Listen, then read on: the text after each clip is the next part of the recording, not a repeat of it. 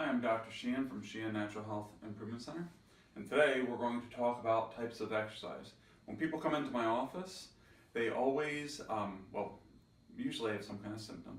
Okay, they're sick, they have something wrong, they want to get some help. We start off with diet. The second thing that we talk about is exercise. Okay, first, almost all of us can use help with our diets, and a lot of us can also use help with what kind of exercise.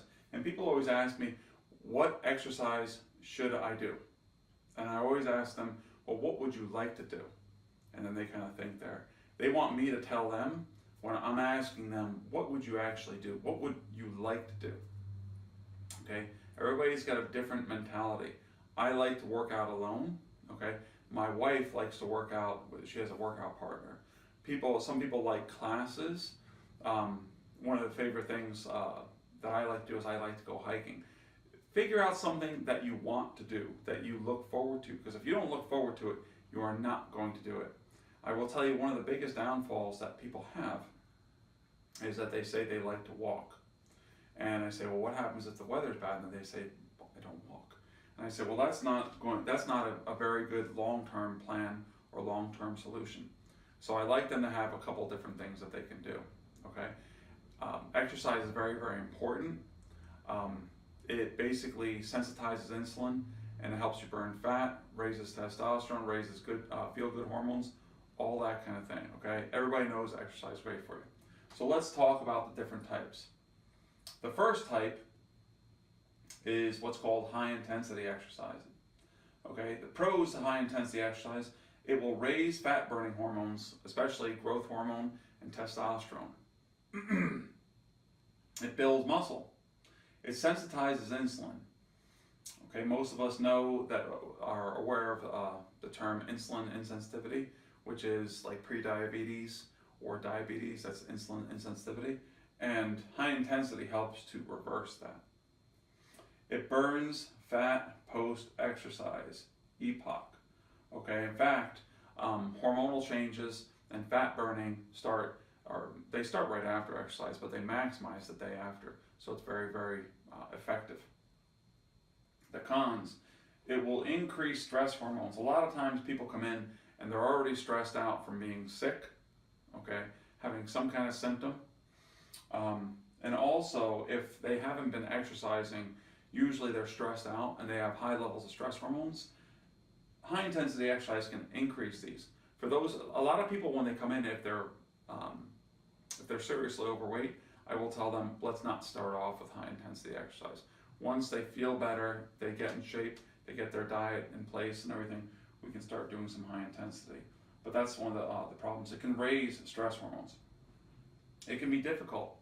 A lot of people are like, the reason why they don't work out, they're like, it's too hard, okay? If you're one of those people, then I tell people, start off with low intensity or moderate intensity, something that you like.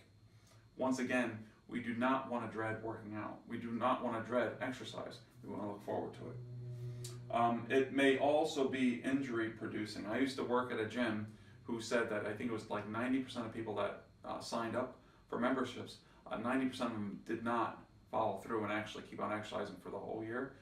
The people who came in, from their New Year's Eve or New Year's resolution, whatever it's called, a lot of them did not stick with it. And the primary reason was because of injuries. Okay, so you want to avoid injuries. So if necessary, if you want to do high intensity, you're not sure what to do, get somebody to watch you, train or something like that. Examples, sprinting, weightlifting, and CrossFit. To maximize benefits from high intensity exercise, half an hour a week can be optimum. A lot of times people will do a lot more CrossFit, but you don't need to do a whole lot. Okay, it depends on how intense you do it. Like sprinting is an all-out effort, and so you need to do a whole lot less. But half an hour a week of sprinting is going to be plenty. You split it, by the way, you split that up into 3 sessions. Don't do that all at once. Okay, so that's high intensity exercise.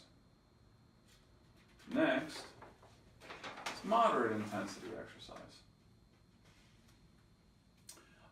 The pros to this, well, let's name some first, which would be things like yoga, jogging, tennis, soccer, weightlifting, not like real intense weightlifting, but weightlifting. Okay, those are moderate intensity exercise. Okay, the pros are it helps to get you in shape.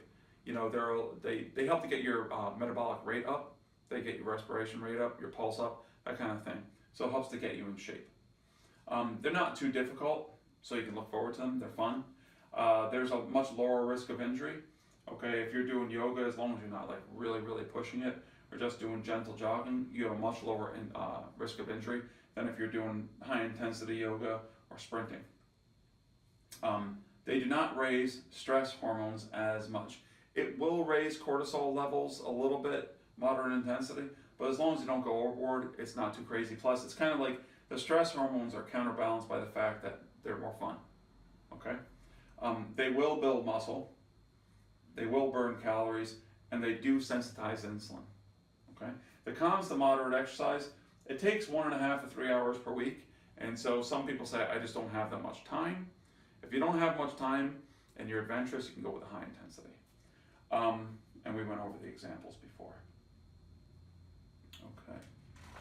Now let's go to low intensity. Low intensity. Okay, examples will be walking, jogging, biking, yoga, swimming. We don't want our heart rate to get above like 110 beats per minute. If you don't know how to take your heart rate, you put your hand over here and you count it for 10 seconds. You look at a clock, you multiply it times 6, that's your heart rate. You want to keep it around 110 beats per minute. Okay? Sometimes walking won't even get you there, but it's still good for you. The pros are to low intensity, lower stress hormones to burn fat. This is very important. Most people that need to lose weight, they actually already have high stress hormones from having a diet that is too high in sugar, too high insulin levels, and they have high stress hormones. Low intensity exercise will lower that. The more, the better. Gentle, low risk of injury. You don't hear of many people hurting themselves walking, hopefully not. Jogging sometimes, as long as you do it slow, it's fine. You don't need a partner. You don't need to go to a gym, and it's inexpensive, okay? By the way, I love to walk. I try to walk at least 3 hours a week, if possible 5 hours. If we go on a hike, my wife and I go on a hike, we might go on a 4-hour, 8-hour hike or something like that. Incredible. It's great for stress hormones. Okay, the cons, you need to do a lot to benefit. And so if you're just going to walk, you really need to commit to do like an hour a day. And that does, it does take up a lot of time. Okay. Now the thing is, you can mix the high intensity, moderate intensity, and low intensity. Okay. So let's say if you really wanted to accelerate weight loss, you could walk, 5 mornings a week, and then you could do some high intensity exercise in there as well for maybe 10 minutes, 3 days a week. That would be fine. So hopefully this helped. If you like this video, please subscribe to our YouTube channel and share it with your family and friends. Thanks.